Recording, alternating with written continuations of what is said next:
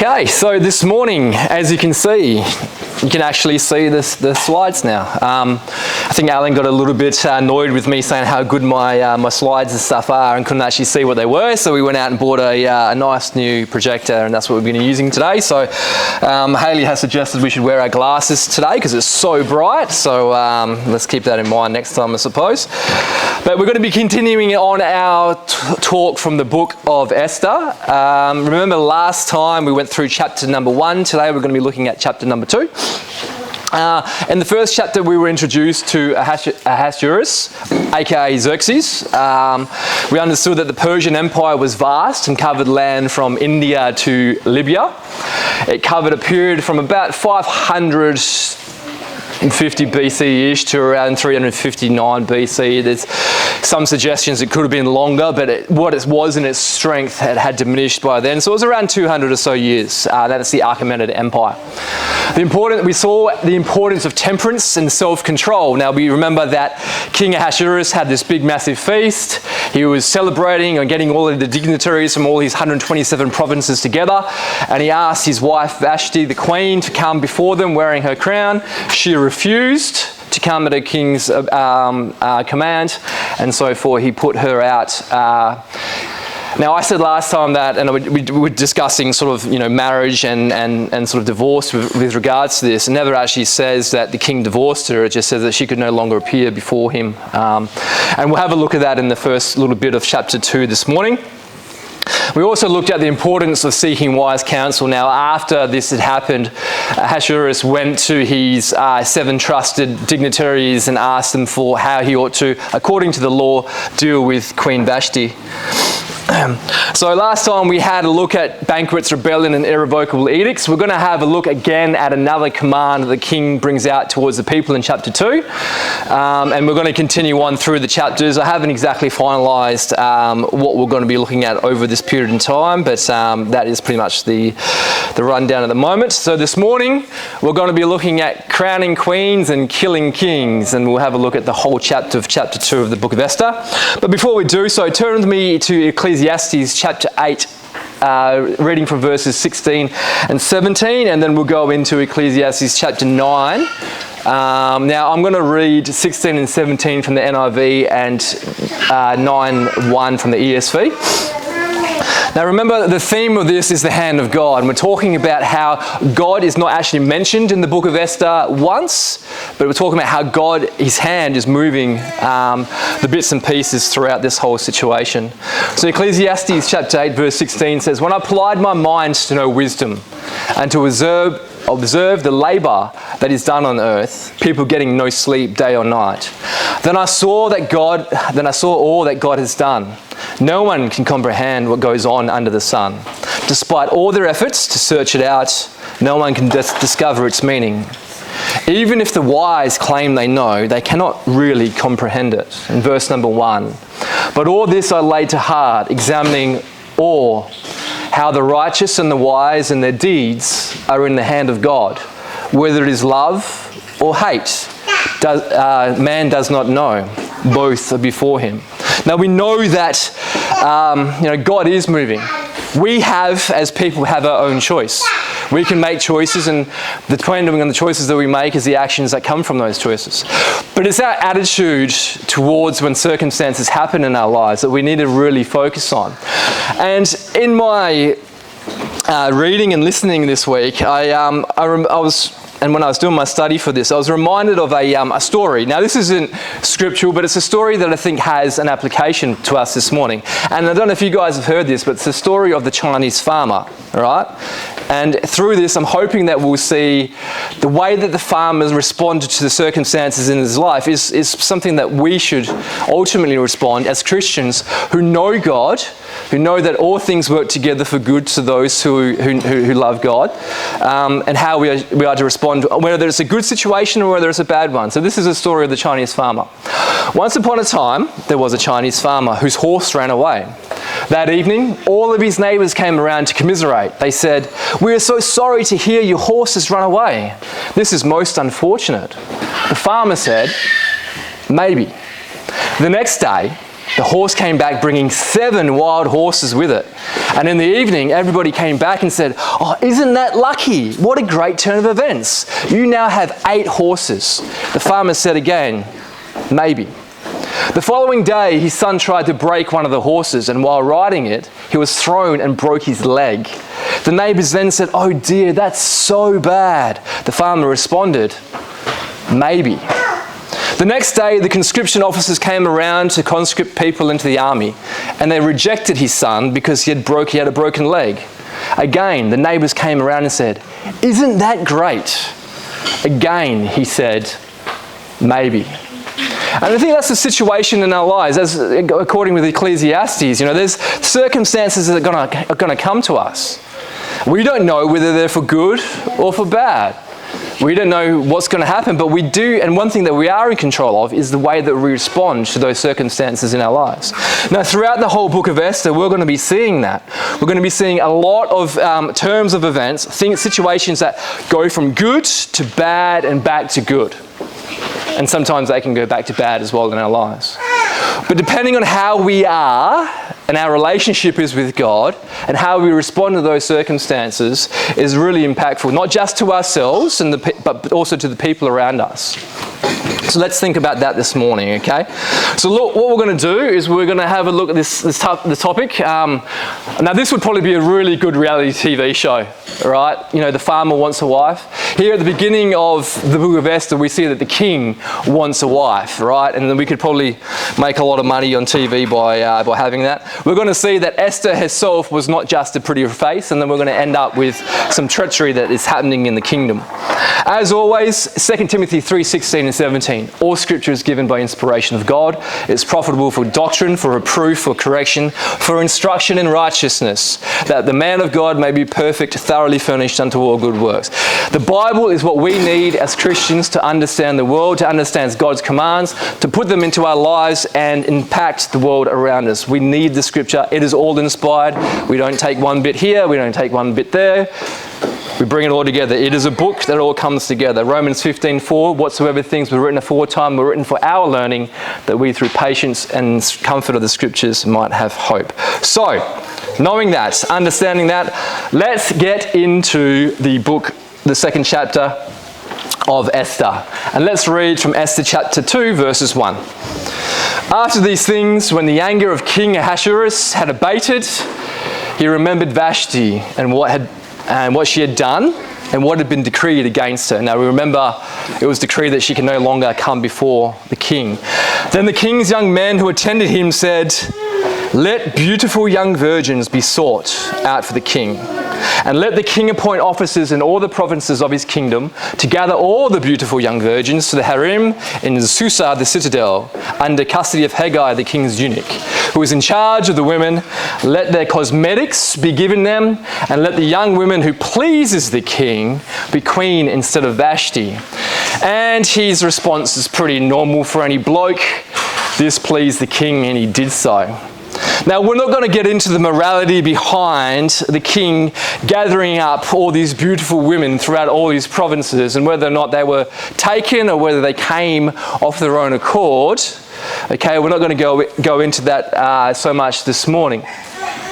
I mean, we can discuss that in outside of this. But what I'm interested to see is that the young people that are around him, these advisors, as soon as they've seen Ahasuerus, and they're like, "Man, this guy is heartbroken."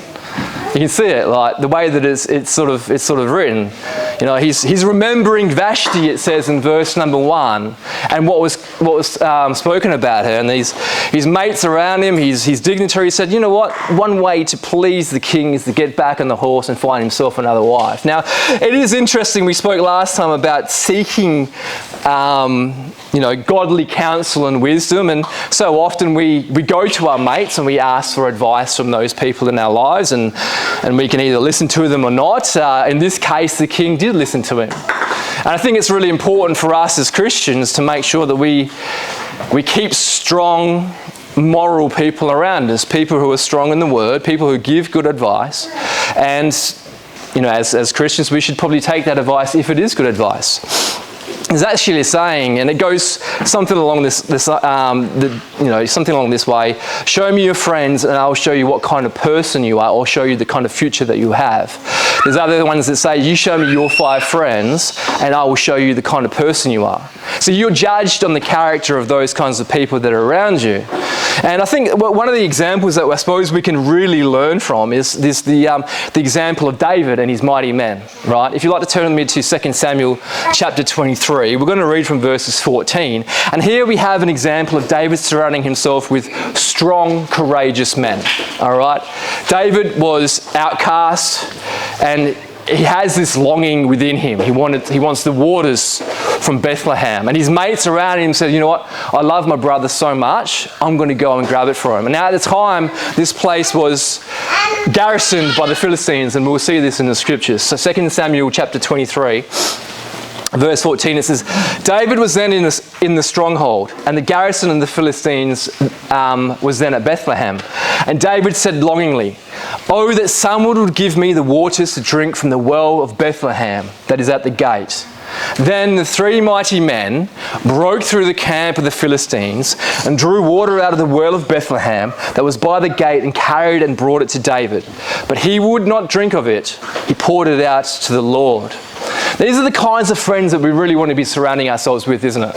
You know, situations happen in our lives and we want these kinds of people. And it says a lot about us, it says a lot about our character by the kinds of people that we hold around us. And King Ahasuerus, he had an interesting group of mates that were there, and they said, you know what? And we're not, like I said, we're not going to talk about the morality of taking all the beautiful virgins and how that might impact all the young men in Persia, or how it impacted obviously the women who were taken. But we see as we go through this that their life it didn't seem like it was totally hard. So let us continue on in Esther. Let's turn back to the book of Esther in chapter 2, and let's continue on reading. And here we see that we are introduced to a couple of more characters.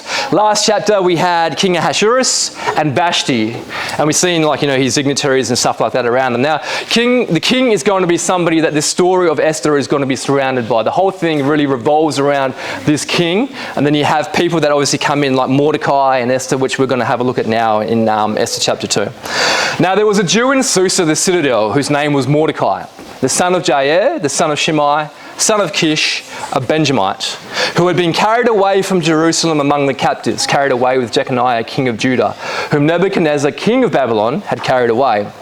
He was bringing up Hadassah, that is, Esther, the daughter of his uncle, for she had neither father nor mother. The young woman had a beautiful figure and was lovely to look at. And when her father and her mother died, Mordecai took her as his own daughter. Now, there's a few things that we can really learn from this section straight away. Now, firstly, let's have a look at Mordecai. Mordecai was the son of her uncle, so technically he was the cousin of Esther. Right, so this could as well as being an older man. And it says in here that he was a Benjamite, so it's showing his lineage that he was one of the descendants, one of the Israelites. Now, one thing that we need to understand, and you can see that from 2 Kings 24, that it wasn't just any old people that were taken captive from Israel by the Babylonians. They didn't take the poor people. They take dignitaries, well-known people, blacksmiths, these kinds of things. And we can see that from 2 Corinthians 24:14. It says, he carried away all Jerusalem and all the officials, so people in high-ranking places, all the mighty men of valor, so we could be talking about men who are warriors and soldiers, good, strong men who didn't die in the battle that was leading up to the taking away of the Israelites. 10,000 captives, and all the craftsmen and smiths. None remained except the poorest people of the land. Now, you don't want to have to be consumed with the poor people because it's extra mouths to feed, right? So you're not going to take away the poor. You're going to leave them to their lives. But we can see from Mordecai being in Persia, so obviously Babylon first, and then the Persians came through and pretty much took over Babylon. And then the Persians allowed the captives to go free. They were allowed to go back to Israel and to rebuild the temple and such, and we see that in Ezra and so on. But Mordecai himself wouldn't have been a poor person. He would have been one of those dignitaries or the like. Okay, so we can understand that from the scriptures. Now let's have a look at Hadassah, all right, or Esther, as her Persian name is. It says in the scriptures here that she's beautiful. She had a beautiful figure and was lovely to look at. So she obviously is one of these people that the king is going to be very interested with. But also it says that she didn't have mother or father. So we have Mordecai, the cousin of Esther, looking after this young lady. And I think we're going to see a lot about Queen Esther's character, the kind of person that she is through the scriptures. But it's interesting to note that mum and dad weren't on the scene for her. I mean, that can be hard enough losing one parent in your life, to not have your mum or your dad in your life. To lose both of them and then to be orphaned and raised by someone else can have massive bearings on any children. Any studies these days that you have a look, children need both mum and dad to be there. Esther, or Hadassah, did not have that in her life. What she did have was a man called Mordecai who had her best interests at heart. He was charged with looking after her. And I really think sometimes in our lives we need to make sure that we are looking after the orphans. I mean, the Bible's pretty clear that we are to look after widows indeed and orphans. We're to take care of them, to give them sustenance, because they don't have anything. A widow losing her husband has no way of providing for herself, unless, of course, you were Lydia, who's a seller of purple in the Philippines, one of the first Philippines. It wasn't often for women to have jobs. They had tasks to do around the home, but they didn't have paid jobs. So losing a bread provider like that was hard for any widows. To lose both your mum and your dad was even harder for orphans. And with her being a girl, growing up in a situation like that, not having Mordecai in her life, there was only one avenue which she could go down. And we won't discuss that this morning. In Psalm 68 verse 5, it says that God is the father of the fatherless, and protector of widows is God in his holy habitation. God cares for widows and orphans. That's his attitude towards them. We as Christians and people of God need to make sure that that attitude is also the same thing that we have. Okay, so we've been introduced to Mordecai and we've been introduced to Esther or Hadassah. Now, it's not unusual for the Jewish name to be changed to a name of the land in which they live. We can see that with Daniel being called Belteshazzar, I believe it was. Shadrach, Meshach, and Abednego in the book of Daniel as well. That wasn't their actual Jewish name, so it's not unusual for the names to change in these stories. Now let's have a look at a little bit more at Esther's character. Let's read Esther chapter 2 verse 8. So when the king's order, okay, so we're talking about the beautiful young virgins being gathered together, and his edict were proclaimed.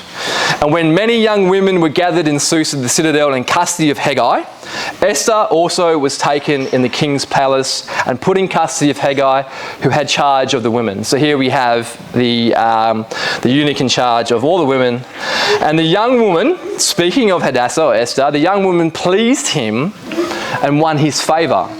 And he quickly provided her with her cosmetics and her portion of food. So she had things to put on, clothing, and she had food. And with 7 chosen young ladies, so she wasn't hard done by here. She had young maids as well working with her from the king's palace, and advanced her and her young women in the best places in the harem. Esther had not made known her people or kindred, for Mordecai had commanded her not to make it known. And every day Mordecai walked in front of the court of the harem to learn how Esther was and what was happening with her. See, this cousin of her was amazing, wasn't he? So she's in this situation. Yes, she's been blessed, not because of just her looks. I mean, that helps in this world, doesn't it? But her character. She won favour with Haggai. As we continue on through here, we can see that she starts to win favour with everybody, not just because of her looks, but the kind of person that she is. Proverbs 16 verse 7 says, when a man's ways please the Lord, he makes even his enemies to be at peace with him. When you are walking in the will of God, when you are performing his commandments, it's going to be hard, yes. There's going to be the world coming up against you. People are going to say certain things about you. They're going to believe certain things about you without even speaking to you. I've had this happen to me multiple times. Oh, you're a Christian, you shouldn't say that. Or you're a Christian, you shouldn't do that. It's good because it gives you an opportunity to expand the word of God a lot more. But sometimes, it can be a blessing, and it can be a massive blessing because, if your ways please the Lord, even your enemies are at peace. And I think that's what we can learn about Esther in this way. Her character, the way that she held herself, even with the situations that had happened in her life, no parents, she had a strong male role model in her life, in Mordecai. He cared for her, he loved her. Now, we don't know if Mordecai had his own children. We don't know about if Mordecai had a wife. But we do know that if he did, and he's showing love towards Esther the way that he is, that he would have been the same thing to any person in his life. And it says a lot about his character. His ways would have been pleasing to God because he's looking after an orphan in this example. So we can learn from this that, Mordecai was a good bloke. Esther must have been a good young lady. She used to hold herself well. And we're going to have a look a little bit more at that in the next slide. We're going to see that even though she was beautiful to look at, she had more to her than just her looks. But firstly, let's have a look at understanding the rules of the king wants a wife, of this reality show that is Ahasuerus wanting a wife. Let us continue on by reading Esther chapter 2, verse 12. Now, when the turn came for each young woman to go into the king, King Ahasuerus, after being 12 months under the regulations of the women, since this was the regular period of their beautifying, 6 months with oil of myrrh and 6 months with spices and ointments for women, when the young woman went into the king in this way, she was given whatever she desired to take with her from the harem to the king's palace. And in the evening she would go, and in the morning she would return to the second harem in custody of Shahashgaz, the king's eunuch, who was in the charge of the concubines. She would not go into the king again unless the king delighted in her and she was summoned by name. So here we have the rules and regulations, all right? These virgins weren't allowed to come into the king for 12 months. Under that 12 months, there was beautifying. How many women in this congregation this morning wouldn't love that? How many women in this congregation this morning would love one day without children and being beautified? They had 12 months. So you can think about it like, were they taken? It was a command and an edict for them all to come. They had 12 months of beautifying. This isn't a hard thing, is it? I mean, granted, if you had love for somebody else and you were taken and, maybe they had a choice. But they had food, they had clothing, and when they went into the king, they could take anything with them. I'm sure they would have beautiful gowns. They had their cosmetics. They could get their face done up, mascara and all this kinds of stuff. They would have accentuated their features, I'm sure, to make sure that when they go into the king, they are going to be recognized. Because it says here, you don't come back to the king unless he recognizes who you are, and that is the way that he could do it. Now, it is interesting because as Christians, we know that there is going to be one day when we're going to ourselves come in before a king. What are we going to take with us when we appear before the King of Kings and the Lord of Lords? What from this world will we be taking with us? In Matthew chapter 12, Jesus says, I tell you on the day of judgment, people will give an account for every careless word they speak. How many careless words have we spoken in the past week? How many careless words have we spoken? People know that we're Christian. How good are we with our words? For by your words you'll be justified, and by your words you'll be condemned.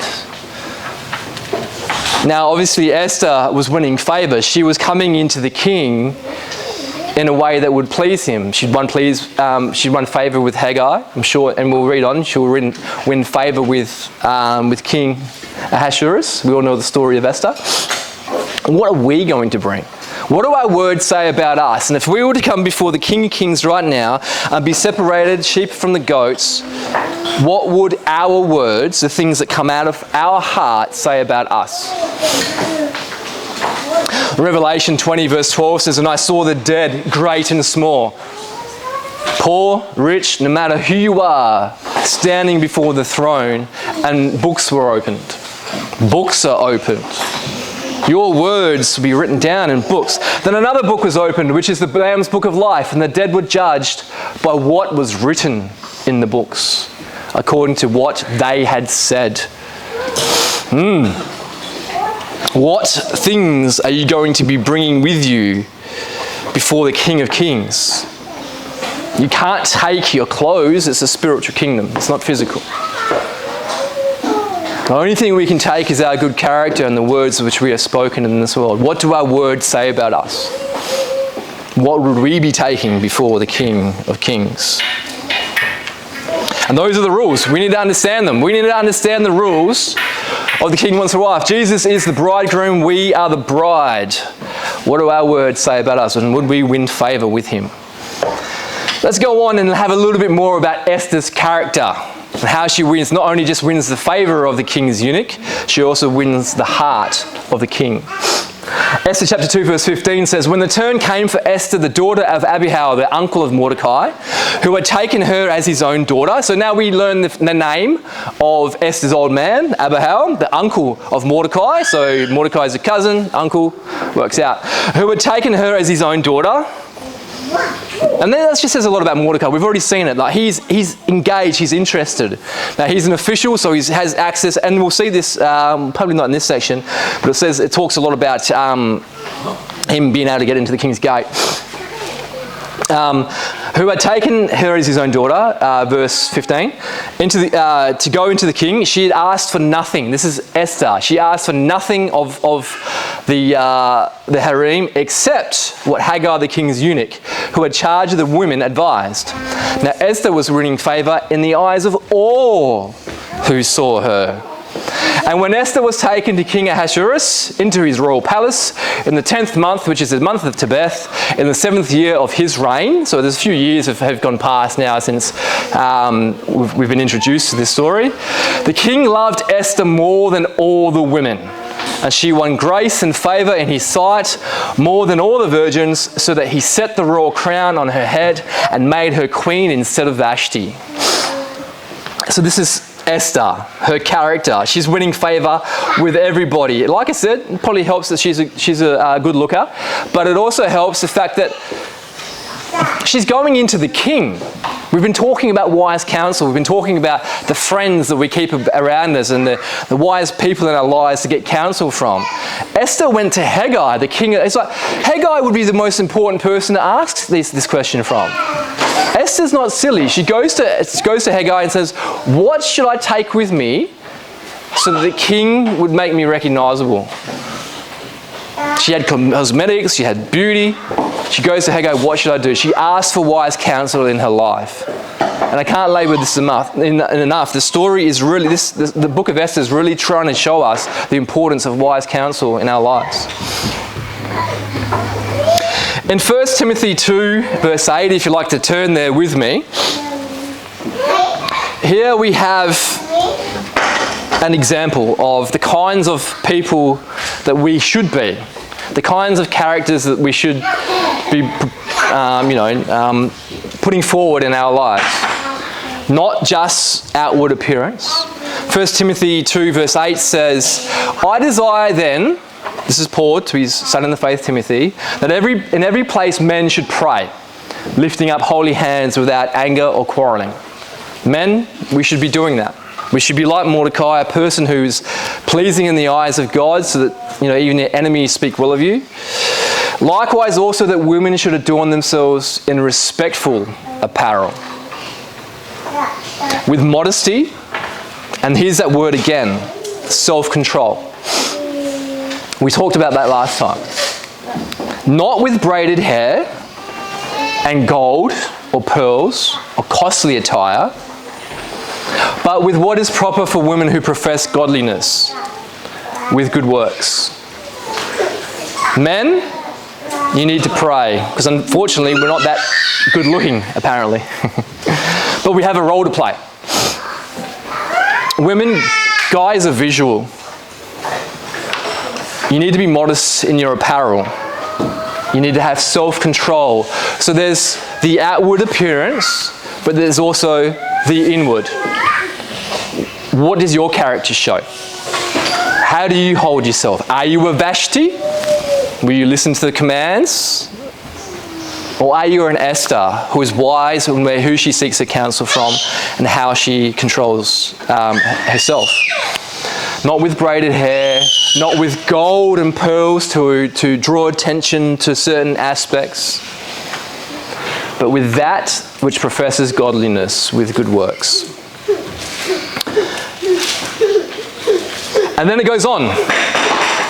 We have Esther's character. We see that she's winning favour. We understand that she has a relative who cares and loves for her, which is fantastic because she can be who she needs to be because she has his protection.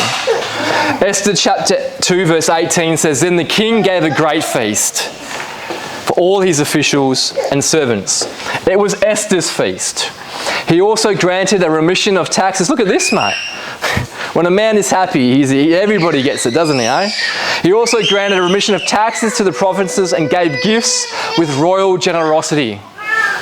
Hey, keep your man happy. Look what happens. It was infectious. He was in love. At the beginning of this chapter, we see that the king was heartbroken. He wanted somebody to replace his wife. He went on, the king wants a wife, and he found Esther. A woman of great character, of beauty, but he lowered taxes because of that. Everybody else was benefiting from that. And there we go, she lived happily ever after, right? It doesn't always work that way.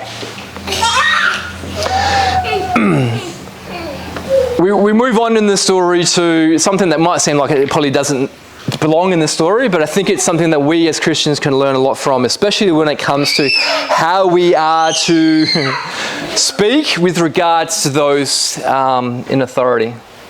Esther chapter 2 verse 19. "Now when the virgins were gathered together the second time, Mordecai was sitting in the king's gate." Now this happens a few times. We see that this is where Mordecai sits when he's trying to make sure that everything is going well with Esther. Esther had not made her kindred or her people made known her kindred or her people as Mordecai had commanded. For Esther obeyed Mordecai just as when she was brought up by him. I love this story and how it really sort of, opens up. Like, we've been introduced to Ahasuerus and the story behind that, and now we're seeing a lot more about the character of Mordecai, a lot more about the character of Esther. So we're really getting involved in this story, right? Proverbs 30 verse 11 says, "There are those who curse their fathers and do not bless their mothers." Are we amongst those people? What's our relationship like with our mothers and our fathers? Esther didn't have a mother and a father. Well, at this stage of the story, she did at one stage. She wasn't immaculately conceived or anything along those lines. How do we talk? And I know that there's circumstances in our lives that it can be very difficult at times. Our lives can be hard. And parents can make them hard. And as a parent now, I know that children can make your life hard as well. But we need to be parents to our children and not friends. We need to make sure that we are guiding our children in the ways that they should go so that when they're old, they do not depart. That means discipline. This means not sparing the rod so you just spoil the child. Now, there are many different ways and many different pathways that you can go in order to raise your children and to discipline when they do wrong. But if you don't, these children could be those that curse their fathers and do not bless their mothers. We don't want to raise those kinds of children. We don't want to make sure that our children, like Mordecai bringing up Esther, she seemed to have a favourable character the way that she held herself. We need to make sure that we are raising those kinds of children. Ephesians 6 verse 1 says, "Children, obey your parents in the Lord, for this is right. Honour your father and mother. This is the first commandment with a promise, This is going back to the Old Testament and the Ten Commandments. That it may be well with you, that you may live long in the land. Children, obey your parents in the Lord, for this is right. Doesn't have any other caveat there. And Proverbs 30 verse 17, the eye that mocks a father and scorns to obey a mother will be picked out by the ravens of the valley and eaten with the vultures. So if your children are ever misbehaving, this is probably one of those scriptures you want to go to. You keep that up and your eyes will be picked out by the ravens and the vultures will eat you in the valley. Do you think it'll work? But it sets the tone, it sets the idea, doesn't it? Families are always going to be difficult, and as we grow, parents understand that you've got to take a little bit of a step back and allow them to make their choices, whether you kind of feel like you know where they're going. You can guide them. My wife guides me all the time, apparently. She's the neck. But we can guide our children the paths that they go down, can't we? That is in our control.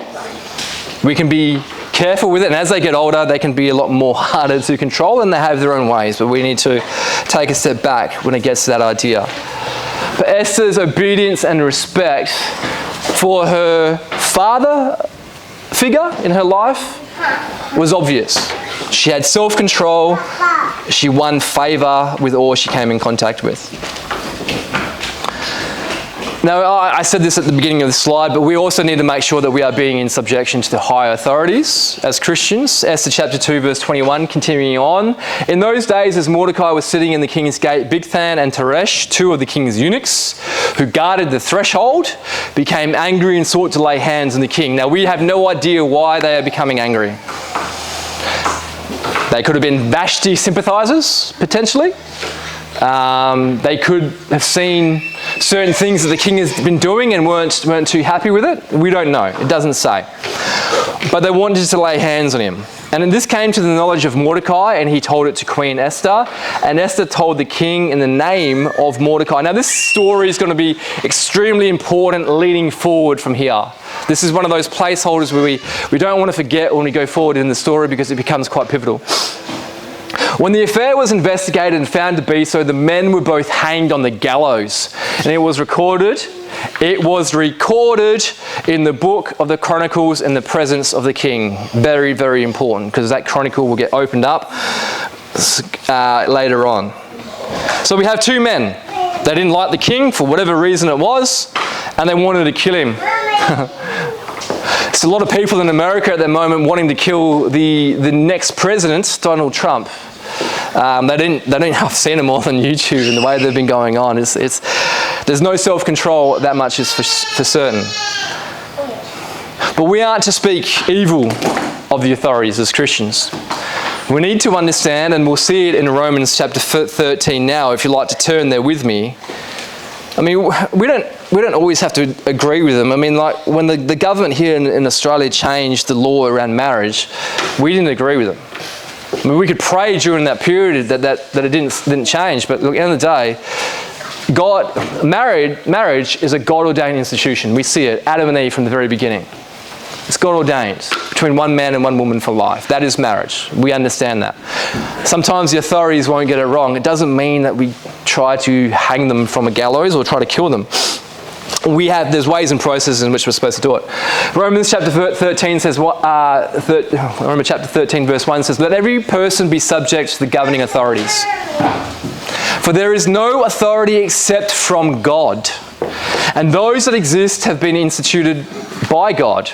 Therefore, whoever resists the authorities resists what God has appointed, and those who resist will incur judgment. For rulers are not a terror to good conduct, but to bad. Would you have no fear of the one who is in authority?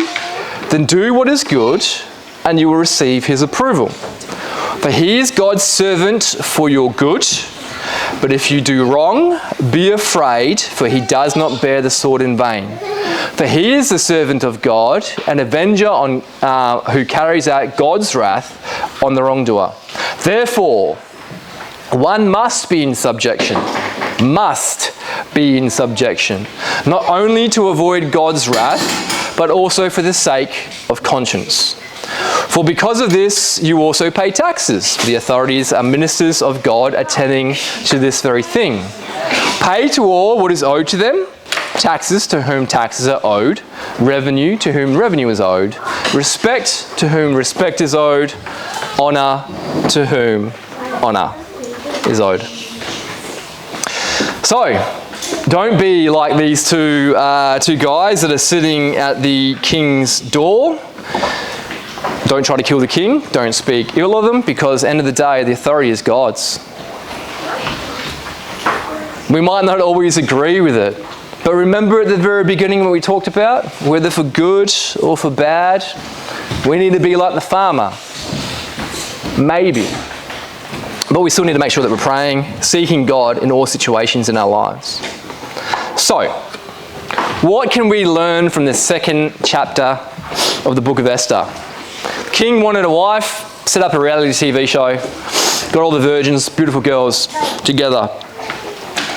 David's mighty men. Remember David's mighty men? We need to make sure that we've got people around us who give wise counsel. We need to have a look at the people around us and what kind of an influence they are having on our lives. We get introduced to Mordecai and Esther, and we see that Mordecai obviously was somebody that was carried away, so he must have been in a high position. He was regularly in the king's gate. We see that Esther's character, not just her good looks, won her favour. She won favour with many, many people throughout the whole kingdom.